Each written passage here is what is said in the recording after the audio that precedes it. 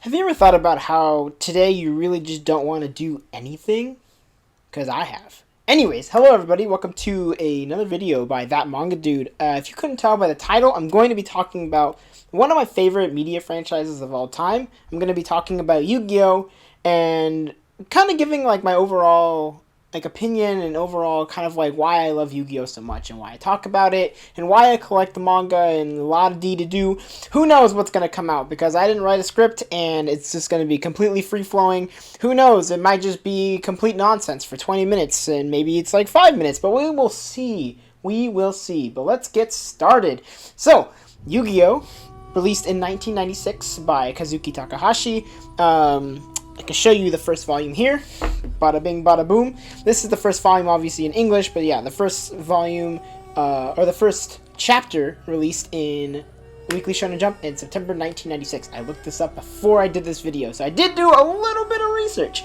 Anyways, from what I remember the show coming out, I think it was on like Kids WB, if I remember correctly, and I remember watching, I think, what was the first duel I watched? It had to have been sometime in Duelist Kingdom. I can't remember the exact duel. I think it was either the Weevil duel or Rex Raptor versus Joey Wheeler. But yeah, I was completely blown away just by like the overall visuals of the show and overall just like what the heck's going on with Yugi's hair, because like it's weird. It's definitely not something that or something that I hadn't seen ever before. I was really mostly watching American cartoons at this time, whatever the heck that was. Jeez, I was pretty young at that point, but I remember being very entranced by it and like finding out that, oh, there's a card game for it. So I got really into the card game. I started collecting cards. My friends and I would have just a great time trying to duel, trying to figure out if we're supposed to do the Battle City rules or the Duelist Kingdom rules, where you have to try to summon monsters with sacrifices in the Battle City rules, or just automatically summon them. You just have a Blue Eyes come out of nowhere and completely destroy everybody. But overall, man, it's just like, it was a great time. I mean, there was such a nice connection between friends trying to figure out Yu-Gi-Oh! Stuff. I remember one of the first cards I actually ever got was I believe it was a Dark Archfiend of Lightning. I'm going to put it up on screen here. But I got it in Japanese because one of my friends had it for some reason. He was just like, here, just take it. And I was like, cool, that's nice. So I probably have it somewhere, or maybe I sold it. I don't really remember. I don't have any of my cards here. I actually sold quite a few, almost all of my holos back in senior year of high school, I think. Because I stopped playing, so it was kind of just taking up space, didn't really need it anymore. But let's get to the manga. So the manga, I got this first volume from my friend named Conrad. Thank you very much, Conrad. I got it back when, oh wow, it would have been like 8th grade maybe, like maybe 7th grade, somewhere around there. That's when I started to actually collecting manga. So I guess that ages me a bit. But yeah, as you can see, this volume is pretty beat, and like it's never been a volume that I've ever wanted to replace, because I think it just holds such a special place in my heart, because it's what helped foster such a love for the series. So I can't thank Conrad enough for it. But yeah, so this is like the first part. A lot of people call this Yu-Gi-Oh! Zero, because that's what I think the anime was called for it, or what like it was discussed as, because like this isn't. A lot of people think Yu-Gi-Oh! Starts with this, which is Yu-Gi-Oh! Duelist. Where they start off in Duelist Kingdom, they go against Pegasus, go to Battle City, go against Merrick, a lot of D to do. But in actuality, it actually starts here, and it's way darker. Like, Yugi basically kills people, in a way. He sends them to the Shadow Realm, but in a completely different way than in Yu-Gi-Oh! Duelist. Here, there's like one part where he forces a gun on somebody, another one where like he gets a guy bitten by a poisonous scorpion. Like, it's just kind of crazy, and you get introduced to a lot of characters here. I mean, of course, you get introduced to your staples like Yugi, Joey, Tristan, and the girl. Oh, the girl's name. Taya Gardner. Thank you. Holy crap. Thank you, myself. Anyways, so you get introduced to her. And as well, later in this series here, you get introduced to Bakura. He shows up at volume 6, I think, or volume 7, somewhere around there. There's only 7 volumes for the first part. But yeah, just overall such an interesting like part to this entire series, really, because like it's a complete departure. It's not the same kind of card game that you get. There are card games within this like manga part, but it's a lot more like Yugi is the king of games. Like, he isn't just the king of the card game of Duel Monsters. He's like the king of just like a variety of different games, and he's just totally creepy, totally cool, really fun, and yeah, overall this is like a really fun start to the series. Okay, so as I mentioned earlier, I feel like Yu-Gi-Oh! Duelist is like the part of Yu-Gi-Oh! That kind of everybody knows. It's the Duelist Kingdom part, it is the Battle City part, it's the main part of the show that we all got here in the US, and what a lot of people watched on Kids WB and other channels and whatever. And yeah, this is a great part. I mean, it makes up 24 volumes of the series. You get like a lot more development for everybody. You get to see more of Yami Yugi, where he's like not killing people, so that's kind of nice, I guess. It follows, like, the anime follows the manga pretty well. There's obviously a little bit of flexibility within the manga. There's a lot more violence, and you'll get guns and stuff in comparison to the dub that we got, where they removed a lot of that stuff and characters were muted or were censored, stuff like Harpy Lady and all that stuff. It's actually kind of funny, like, looking back at it, just how much was censored within the Yu-Gi-Oh! Anime and versus the manga. And I can understand why, but yeah, it's just kind of weird. But yeah, overall, like, Yu-Gi-Oh! Duelist is awesome. Like, Joey is my favorite character. I think his deck is super cool. I've always loved, like, the Red Eyes Black Dragon and, like, the Time Wizard, and when he gets Jinzo in Battle City. And it's just really funny to be able to imitate and to copy him, or copy his English voice, because the dub is so funny. Because he talks like Joey Wheeler. He gives, like, it's like a New York Boston accent, and then, like, they make him have, like, the weirdest faces, and it's, like, the greatest thing ever. Like, I absolutely love Joey, especially within the Yu-Gi-Oh! Duelist stuff. And yeah, I mean, how much more can I talk about it? Kaiba gets shown. Oh yeah, Kaiba shows up, of course. I think he does actually show up in the original one, I think, for like a little bit, right? Yeah, he does, because because he gets introduced at the beginning. He gets introduced over there, yeah, because they break his mind. Yeah, okay, sorry. So I forgot to mention within the, like, original Yu-Gi-Oh! Series, the 1 through 7, yeah, Kaiba does show up and he gets absolutely blasted, and it's hilarious. So he gets what's coming to him because he's a jerk, and he's still a jerk within Yu-Gi-Oh! Duelist. Yeah, I think Joey is my favorite character. I like Kaiba a lot. I always liked his deck because, like, Blue Eyes White Dragon was always super cool, and he had Darkstalker, I think, or something like that. I think that's what it's called. He also just had like a lot of really cool cards that, like, I wish I got to have when I was a kid, because, like, my deck around this time wasn't so great. I started to get better cards and a better deck later in the series, which I'll get to. But yeah, this is the second series that I started collecting for Yu-Gi-Oh! After this, like, I was collecting the series. I remember when the first Yu-Gi-Oh! Movie came out, the one that has Pyramid of Light and Blue Eye Shining Dragon. I convinced my dad to go watch it in theaters with me. I'm gonna put the poster up here, like, so you can see it. And yeah, it was just such a memorable experience, because, like, it was one of the first anime films I'd ever watched in theaters. I think the only one I watched before was Pokemon Forever, maybe. I think that came first. But yeah, just being able to go there, we got to the theater, my dad and I, and, like, the clerk was like, "Oh, you must really love Yu-Gi-Oh, huh?" And I'm like, "Yeah, I absolutely love it." So he gave me, I remember because I counted it, he gave me 23 packs of, like, the movie packs, and I was, like, flipping out, because, like, I got 5 of the Blue Eye Shining Dragons, I got, like, a bajillion Pyramid of Lights, and a bunch of other, like, the exclusive cards. It was just, like, such a beautiful experience. I mean, the movie wasn't great, you know, but, like, there was something that was, like, just so entertaining and so fun. But being able to see Yu-Gi-Oh! On screen, like, on the theater, like, and man, absolutely absolutely mind-blowing. It was so great.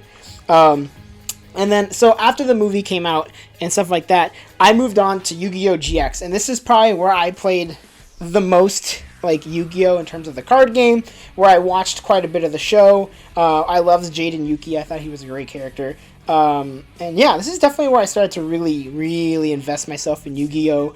I got a lot of the Elemental Hero cards. Destiny Hero was like a really popular deck, and I started collecting those cards. I got quite a few of like the holographic rare cards, ultra rares, and all that kind of stuff. Yeah, this was just a good time to be like playing the game. It was just really fun. Like a lot of the cards were like, I wouldn't say cuter, but they were more... Like, they weren't scary, because, like, some of the original packs, like, they had, like, those, like, really, like, nasty cards, really scary-looking cards, but I feel like with Yu-Gi-Oh! GX, they started to kind of, like, flex a little bit, and use more of, like, the cards that are not completely crazy-looking, but are still, like, oh, these are all, like, super cool and badass and whatever, and, like... Yeah, being able to see Jaden Yuki and, like, the Elemental Hero deck was just, like, oh, it was so fun to watch. Like, every time he said Burstinatrix, it was just like, yeah, Burstinatrix! Or, like, whenever they say Wingman, or, like, yeah, Clayman, and, like, oh, man, Flame Wingman, Elemental Hero Neos. This isn't Neos, by the way. This is, oh, crap. It's, like, Terra or something? Oh, yeah. Okay. I'm sorry, I haven't read the YuGiOh GX manga in a long time, but, yeah, this was just a really great time to collect. And when the manga first came out, it was completely different. It was the first time for me that Yu-Gi-Oh! Was different from the anime. Where, like, in the YuGiOh GX anime, there was a lot of focus on Dr. Crowler and all that stuff, and, like, this pushing of, like, the dark spirits, the dark forces or whatever, and, like, between Chaz and Jaden, which there is within the manga, but the manga has, like, a completely different backstory for Jaden. Like, we have, like, this father figure character who gets, like, put into a coma, who's supposed to be, like, one of the best duelists, and then something happens, a lot of dee-dee-doo, but the story is completely different. Jaden's deck is actually quite a bit different within the manga, because, like, of course, this card is his main card versus Flame Wingman, who was the main card in the anime, and then later Elemental Hero Neos and all those cards as well. So yeah, it was definitely quite a bit different, and then, like, some of the other people's, like, decks are also a little bit different too. If I remember correctly, I can't even remember if Astro Phoenix even shows up in the manga, because I don't think he does, like, any of, like, the Destiny Hero cards or any of that kind of stuff. It was very weird, to say the least, but yeah, just a very enjoyable anime, such an enjoyable manga, such a great time to be playing the Yu-Gi-Oh! Game in general. I remember during this time I actually created my 6 Samurai deck, which is like the deck that I would use until I stopped playing, and yeah, it was just a great time. So yeah, that's all I could talk about with YuGiOh GX. But going into the next one, everyone's favorite bike anime, Yu-Gi-Oh 5Ds. Okay, so I actually haven't finished the manga for this because I collected it a lot long after the anime ended, because I really didn't... This is, like, where I started to kind of fall off from Yu-Gi-Oh! I thought, like, 5Ds was, like, too weird, and I was getting around that time in, like, my teenage years where I was like, ew, cartoons and anime are for losers, I'm just gonna read manga, and, yeah, what a fool. But, yeah, Yu-Gi-Oh! 5Ds was cool. Like, I felt like the bike gimmick was interesting, but, like, didn't really make sense in terms of the context of the game of Yu-Gi-Oh! Or, like, the game of Duel Monsters, because it was just, like, they have to win a race, but they don't necessarily, like, it's just, I don't know, it was confusing, to say the least, but, yeah, I thought the manga was okay, like, I thought it was interesting. I thought the introduction of, oh man, Synchro Monsters was a really great addition to the game. I really enjoyed it. I used Goyo Guardian within my 6 Samurai deck, and I started to, like, kind of mess around with, like, that kind of stuff. I know I used a, it's like the robot deck, but yeah, just overall it was like such an interesting time for me with Yu-Gi-Oh! And I definitely fell off. I didn't finish the anime, and I still haven't finished the manga. I'm really close. I only need one more volume, but volume 9 has proven to be difficult to find in good condition, which I'm surprised, I guess, but also not. So yeah, but Yusei Fudo is a cool main character. I think, like, his, like, this idea of him being, like, this guy from the sticks going up against, like, all the rich kids and la-da-da is an interesting plot line, to say the least. But yeah, just overall a pretty fun time, and there's not much I could say really about Yu-Gi-Oh 5Ds. in general. But yeah, that's gonna be it for the series that I watched and most of my reading up to that point when I stopped playing. So I'm gonna be talking now more about the series that I started collecting after I finished playing the game and after I stopped watching the anime. Okay, so these are of course going to be out of order because these are in the order that I ended up picking them up. So after I finished 5Ds, of course, it's like Zexol is like the next one that I could have collected. There is one I think that came out before, but I'll talk about it later. But yeah, Zexol is weird because I feel like it has the largest cast that doesn't matter in my opinion, where like he's the only character that really matters throughout the entire series. I mean, you have like Shark and stuff and the main villain guy, but like I feel like the cast was like too big, and like I feel like the over reliance of like this weird fancy colorful tech, it felt very like late 90s early 2000s kind of feel with like all like the neon stuff. And yeah, it was odd. I didn't like the Xyz monsters. I still don't really understand them. I kind of only really get it within the manga, but like in terms of the actual card game, it doesn't make a lot of sense to me. Maybe because I'm just old and crony, and I was like, Synchros was already too much, and you're adding more stuff that's a little too confusing for me. But the manga's been fun. Like I've read through, I believe, 7 volumes now, so I have volume 8, and I need to get volume 9. But yeah, the manga's been pretty fun, and I have no idea if it's really connected in any way to the anime. But yeah, the manga's been a good time. And then after that, I started collecting YuGiOh R, which is I believe is supposed to be the sequel to Yu-Gi-Oh! Duelist.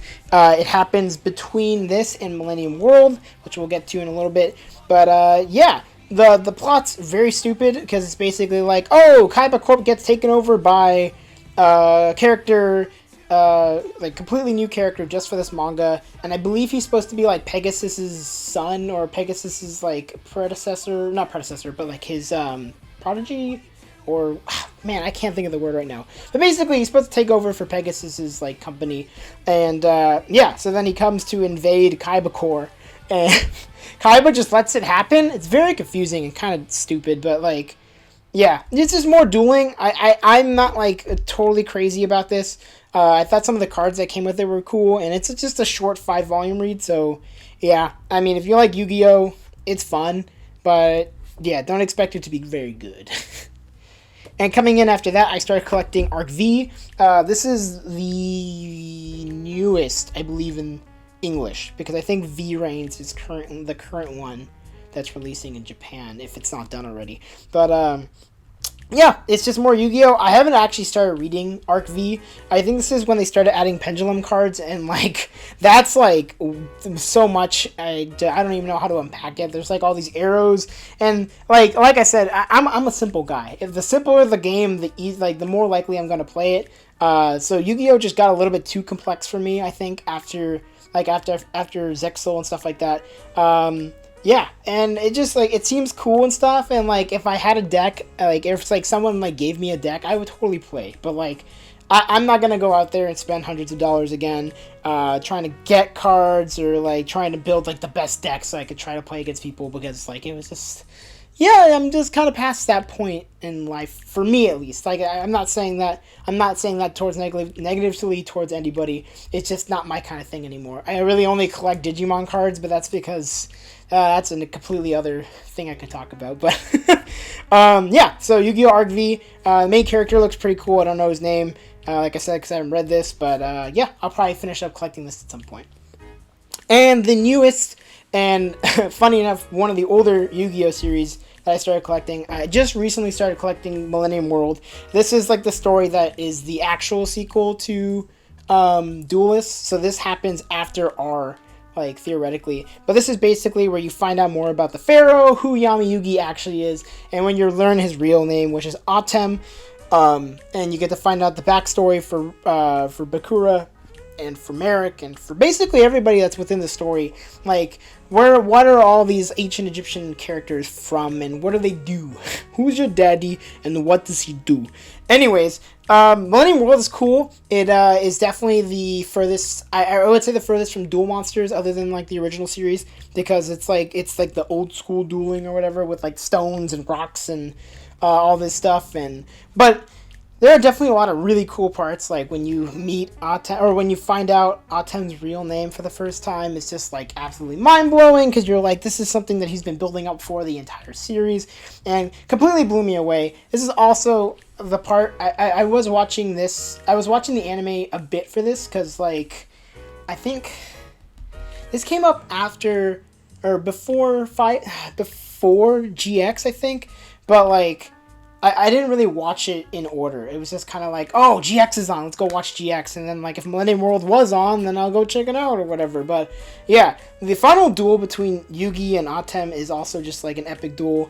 And the way it ends is, like, bittersweet, because you're like, this is the end of an era. It's the end of the story of Yami Yugi, also known as Atem. It's the end of the story of Yugi Moto with Atem.